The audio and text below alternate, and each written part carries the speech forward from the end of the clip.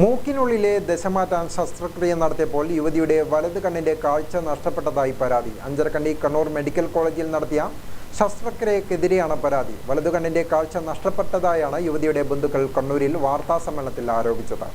അഞ്ചരക്കണ്ടി സ്വദേശിനിയാണ് പരാതിക്കാരി. ദിവാറിനെ കാണിച്ചു. അപ്പോൾ അദ്ദേഹം പറഞ്ഞു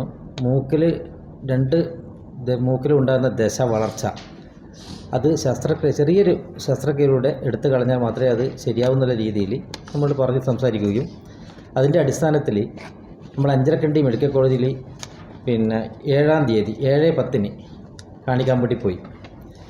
അവരും പറഞ്ഞത് ഇത് ദശ വളർച്ചയാണ്, അത് ശരിയാക്കണമെങ്കിൽ ശസ്ത്രക്രിയ വേണം എന്ന രീതിയിലാണ് അവർ ഡോക്ടർമാർ നിർദ്ദേശിച്ചത്.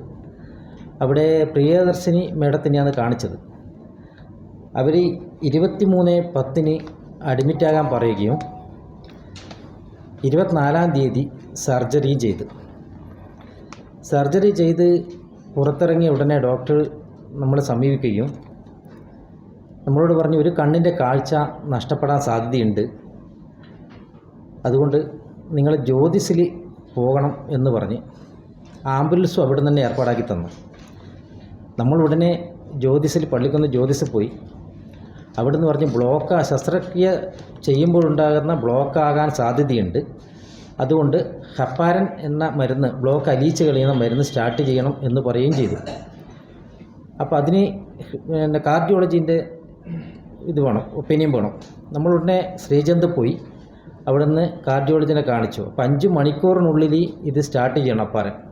യുവതിക്ക് മൂക്കിന്റെ അസുഖത്തിന് അഞ്ചരക്കണ്ടി കണ്ണൂർ മെഡിക്കൽ കോളേജിൽ ശസ്ത്രക്രിയയ്ക്ക് വിധേയയായ അഞ്ചരക്കണ്ടി മായാമങ്കണ്ടി ഹൗസിൽ ടി രസ്നയുടെ കാഴ്ചശക്തി നഷ്ടപ്പെട്ടെന്നാണ് പരാതി. ശസ്ത്രക്രിയ നടത്തിയ ഡോക്ടർമാർക്കെതിരെ നിയമ നടപടി സ്വീകരിക്കണമെന്നും നഷ്ടപരിഹാരം ലഭിക്കണമെന്നും ആവശ്യപ്പെട്ട് മുഖ്യമന്ത്രിക്കും ആരോഗ്യവകുപ്പ് മന്ത്രിക്കും പരാതി നൽകിയിട്ടുണ്ടെന്നും യുവതിയുടെ ഭർത്താവ് കെ ഷജിൽ പറഞ്ഞു.